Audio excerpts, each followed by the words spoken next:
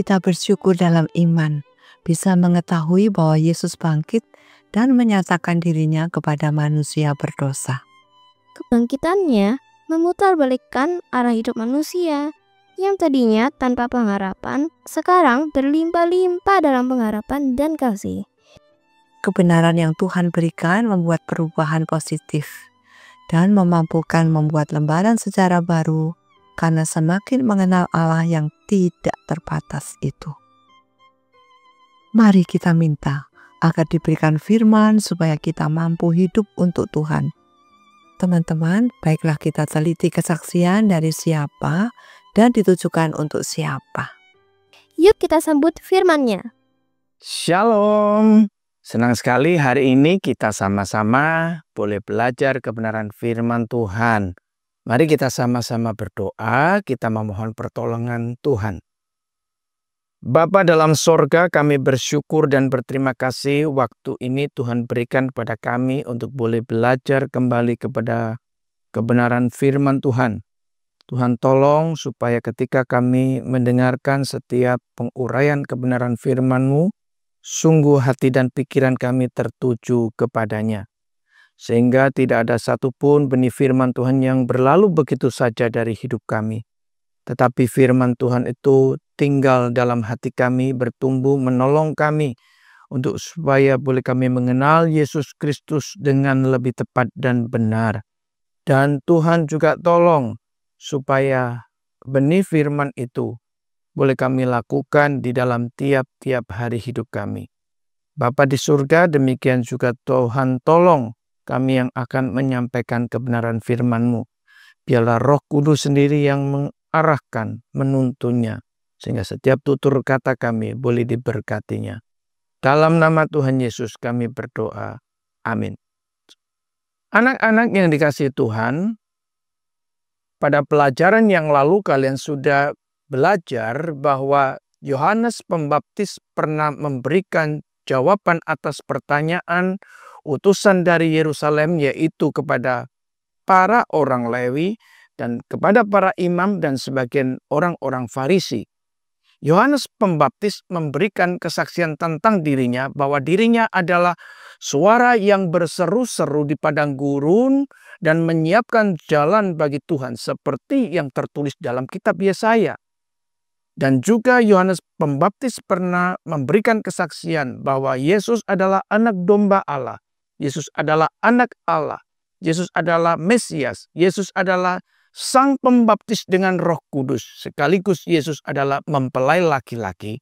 Dan Yohanes Pembaptis merasa puas. Itu sebabnya Yohanes Pembaptis menuliskan bahwa dia telah mengalami sukacita yang penuh karena mempelai laki-laki tersebut.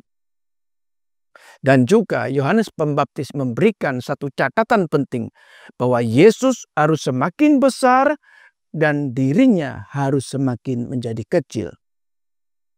Dan Alkitab juga mencatat bahwa Yesus Kristus pun pernah menyaksikan tentang siapakah dirinya dan bagaimana tentang kerajaan Allah. Anak-anak yang dikasihi Tuhan, Yohanes mencatat bahwa Yesus Kristus memberikan kesaksian tentang apa yang didengarnya dan tentang apa yang dilihatnya. Anak-anak, kau harus ingat bahwa Yesus Kristus adalah benar-benar manusia sekaligus benar-benar Allah. Jadi Yesus Kristus ingin berbagi pengalamannya tentang ketika dia hidup dalam kekekalan. Yaitu dia pernah melihat Bapa dan dia pernah bercakap-cakap dengan Bapa. Dan dia pernah mendengar seluruh suara Bapa. Anak-anak, itu sebabnya kesaksian Yesus Kristus sangat dapat dipercaya. Karena dia itu adalah Allah. Dan ketika dia menjadi seorang manusia, dia pun melihat Bapa dan dia mendengar Bapa. Ingat bahwa apa yang dikatakan oleh Tuhan Yesus bukan apa yang dia inginkan. Tapi setiap perkataan itu datangnya dari Bapa. Dan apa yang dilakukan oleh Yesus bukan atas kehendaknya sendiri, tetapi atas kehendak Bapa di sorga. Dan setiap apa yang dilakukannya pasti sekali lagi itu berdasarkan kehendak Bapa. Tetapi sekalipun Yesus Kristus memberikan kesaksian yang sangat-sangat dapat dipercaya, tak satu pun orang yang percaya akan kesaksiannya tersebut. Itu menunjukkan bahwa telinga manusia ini telah ditulikan oleh dosa. Mata manusia ini telah dibutakan oleh dosa.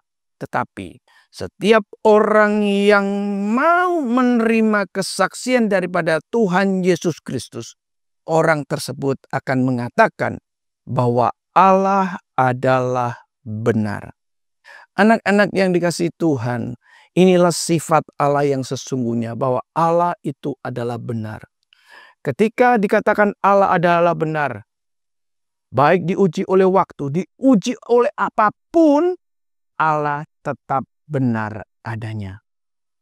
Anak-anak yang dikasihi Tuhan Yesus Kristus, Alkitab menuliskan bahwa Bapa mengutus Yesus Kristus untuk menyampaikan firman dan mengaruniakan kepadanya Roh Kudus secara tidak terbatas. Artinya sepenuhnya atau kepenuhan di dalam Roh Kudus. Ini amat luar biasa. Dan di Alkitab juga dikatakan bahwa Bapa yang mengasihi Yesus Kristus yang adalah Mesias itu, Allah telah mengaruniakan segala sesuatu kepadanya. Anak-anak, apa sih yang dimaksud dengan segala sesuatu kepadanya? Ingat bahwa Mesias mempunyai 3 jabatan penting. Yaitu pertama, dia adalah sebagai nabi. Berarti Yesus Kristus menyampaikan seluruh kebenaran firman Allah dari Sang Bapa. Yesus Kristus menegur dosa. Yesus Kristus menyampaikan setiap apa yang menjadi isi hati Allah kepada umatnya. Demikian juga Yesus Kristus adalah seorang imam besar agung seperti yang ditulis di dalam kitab Ibrani. Berarti Yesus Kristus punya satu tugas untuk memperdamaikan kembali, mempersekutukan kembali setiap manusia berdosa dengan Allah yang suci. Bukan lagi dengan korban-korban binatang seperti yang ditulis di dalam Perjanjian Lama, tetapi Yesus Kristus memperdamaikan manusia berdosa, mempersekutukan manusia berdosa dengan Bapa melalui pengorbanan dirinya dan menyerahkan nyawanya bagi manusia. Yang ketiga, bahwa Yesus Kristus itu adalah Raja semesta alam, Raja atas seluruh ciptaannya, Raja di atas segala raja, Raja di atas seluruh pemerintahan dari zaman dahulu sampai zaman yang akan datang.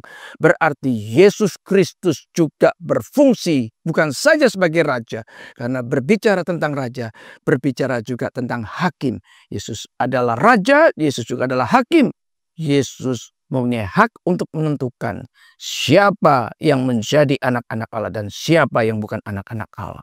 Itu sebabnya ayat berikutnya mengatakan, barang siapa percaya kepada anak, ia akan memperoleh hidup yang kekal. Hidup yang kekal berarti hidup tidak akan pernah bisa mati lagi, karena hidup bersama dengan Allah Tritunggal di dalam kekekalan. Tetapi barang siapa yang tidak taat kepada anak, ia tidak akan pernah melihat hidup. Bahkan murka Allah ada di atas orang tersebut. Anak-anak yang dikasihi Tuhan Yesus, ini adalah satu berita yang mengerikan bagi orang yang tidak taat kepada anak. Yaitu dosanya akan menyeret atau membawa orang tersebut masuk di dalam kerajaan maut, masuk di dalam kematian kekal. Berarti mereka tidak lagi hidup bersama dengan Allah Tritunggal yang esa di kerajaan surga.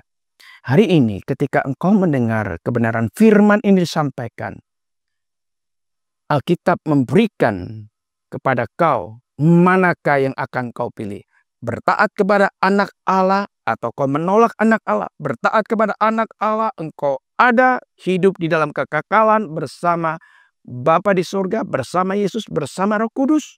Tapi ketika engkau menolaknya, engkau akan masuk di dalam kerajaan maut, mati kekal. Mari kau tentukan. Jikalau saya ditanya, Bapak milih yang mana? Tentu saya akan memilih taat kepada anak Allah. Sehingga saya beroleh hidup kekal bersama dengan Yesus di surga, hidup bersama Allah Tritunggal kau dan aku, setiap yang percaya kepada Yesus Kristus pasti akan diselamatkan. Dosamu diampuni, dirimu, jiwamu diselamatkan. Amin. Mari kita sama-sama tundukkan kepala, kita berdoa. Bapa kami di surga, kami bersyukur dan berterima kasih untuk kebenaran firman Tuhan yang boleh kami dengarkan hari ini. Firman Tuhan memberitahukan dengan jelas bahwa hidup kekal hanya ada di dalam Yesus Kristus. Keselamatan jiwa kami bukan tergantung pada Allah-Allah yang lain, bukan tergantung pada harta benda yang begitu banyak, tetapi hanya taat kepada Anak Allah. Tuhan tolong kami supaya kami boleh menempatkan diri di dalam kebenaran firman Tuhan, kami taat kepada Anak Allah. Terima kasih Tuhan. Dalam nama Tuhan Yesus kami berdoa. Amin.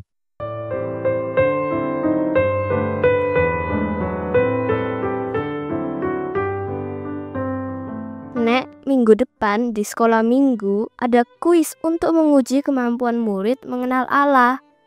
Temanku mau absen katanya. Padahal ujian itu kan perlu supaya kita bisa membedakan mana ajaran yang benar dan mana yang salah. Gereja yang ajarannya benar seringkali tidak disukai orang, karena orang itu mau memanjakan telinganya. Yohanes meratapi ketidakpercayaan sebagian besar orang yang menolak kebenaran sesuai ajaran Tuhan. Sangat disayangkan, sebagian besar umat manusia hanya suka ajaran palsu dan ajaran yang hanya menyenangkan telinga. Yohanes berduka akibat ketidakpercayaan orang-orang berdosa, tetapi hatinya terhibur oleh iman umat pilihan yang mengaku bahwa Allah adalah benar dan setia kepada semua janjinya. Bersyukur Allah mengaruniakan rohnya dan tidak terbatas melalui firman-Nya yang besok sampai pada Yohanes 4 ayat 1-15.